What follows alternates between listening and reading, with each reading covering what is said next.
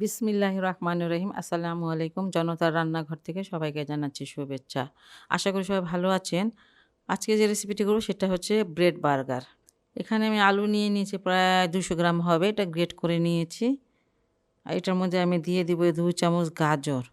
সবজি যেটা থাকবে সেটাই দিবেন। আমার কাছে অন্য সবজি নাই।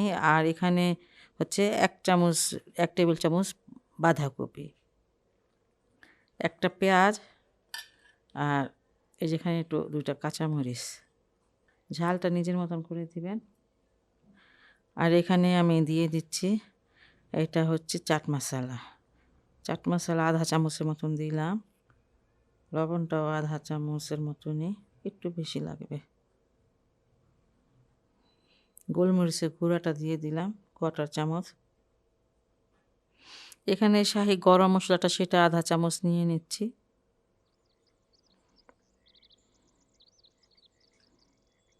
আর কোনো মশলা দিব না। আপনারা যদি আর কোনো মশলা পছন্দ করেন তাহলে দিয়েন।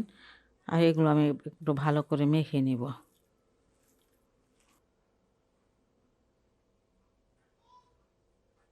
এই বাইন্ডিংয়ের জন্য আমি এখানে দিয়ে দিলাম 1 টেবিল চামচ ব্রেড ক্রাম। 1 টেবিল চামচ থেকে বেশি হবে, আমি মেপে নিই নাই। এটা হচ্ছে বাইন্ডিংয়ের জন্য খুব ভালো হয়।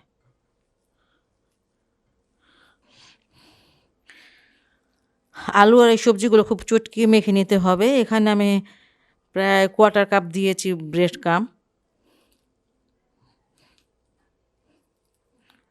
এই দেখেন একদম মিহি করে নিতে হবে, না হলে চপটা বানালে ফেটে যাবে।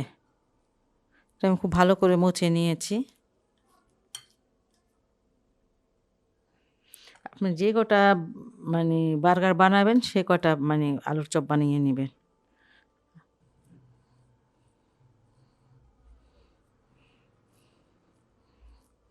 একটু ভালো করে একটু গোল করে নিতে হবে। তারপরে এই যে 2 হাতে চেপে একটু গোল করে তারপরে যে আস্তে করে। আপনি এটা পাতলা বানাতে পারেন, মোটা বানাতে পারেন, সেটা আপনার নিজের ইচ্ছা। আর ঝাল যদি কেউ বেশি খান তাহলে ঝালটা দিয়ে নিতে পারেন। এই যে এইভাবে আমি এটা সবগুলো বানিয়ে নিব। একটু বড় করে বানালাম, এই যেমন করে। ফ্রাই প্যানে কিছুটা তেল দিয়েছি আর এই চপগুলো ভেজে নেব। খুব বেশি তেল দিতে হবে না, দুবার তেলে ভাজার কোনো প্রয়োজন নাই। মাশাআল্লাহ কত সুন্দর হয়েছে, এই সাইডটা হয়ে গেছে।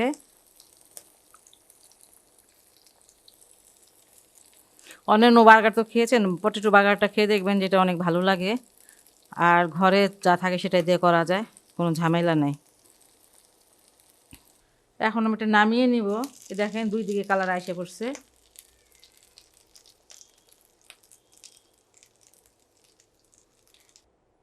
এই যে আমি ব্রেডগুলো সব সুন্দর করে কেটে নিয়েছি।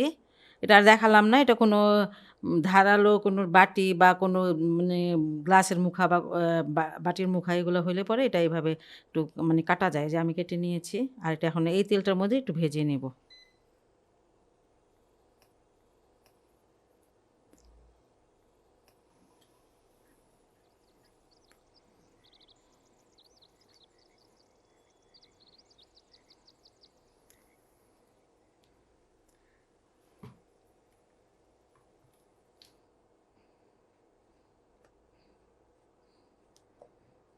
দেখেন মাশাআল্লাহ কত সুন্দর কালার আসছে। এটা কয়েক সেকেন্ড ভাজলেই হয়ে যায়, কারণ প্যানটা বেশ গরমই ছিল। অল্প একটু সময় ভাজলাম। আমার ভাজা হয়ে গেল, আমি এগুলো নামিয়ে নিচ্ছি। বার্গারগুলো এখন আমি বানিয়ে নিব। টমেটো সস দিয়ে দিচ্ছি।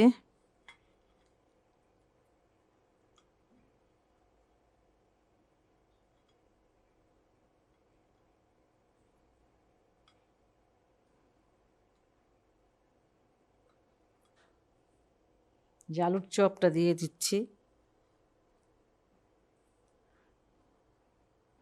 টমেটো দিয়ে দিচ্ছি, এটা কাঁচা টমেটো, আর কাঁচাটা দিলেই ভালো লাগে। পেঁয়াজ দিয়ে দিলাম 2 পিস। আর এখানে আমি একটু সস দিয়ে দিচ্ছি। এই যে অনেকে সসটা খুব বেশি পছন্দ করেন, আবার অনেকে কম পছন্দ করেন। যে যেমন পছন্দ করেন অমনভাবেই দিবেন। যাই হোক, আর এটার উপর থেকে এই ব্রেডটা দিয়ে দিচ্ছি আমি। দেখেন মাশাআল্লাহ দেখতে কত সুন্দর হয়েছে। একদম সিম্পল একটা জিনিস, কয়টা আলু হলেই হয়ে যায়। বাচ্চাদের যেমন ভালো লাগে, অনেক সময় বাচ্চারা বায়না ধরে বার্গার খাবে, আপনার বাসায় এভাবে কিন্তু বানিয়ে দিতে পারেন, শুধু আলুটা হলেই হবে। আমার এই রেসিপিটি যদি আপনাদের ভালো লাগে বাসায় অবশ্যই ট্রাই করবেন এবং আমার চ্যানেলকে লাইক কমেন্ট সাবস্ক্রাইব করবেন। সবাই ভালো থাকুন, সুস্থ থাকুন, নিরাপদে থাকুন এই দোয়া করি। আল্লাহ হাফেজ।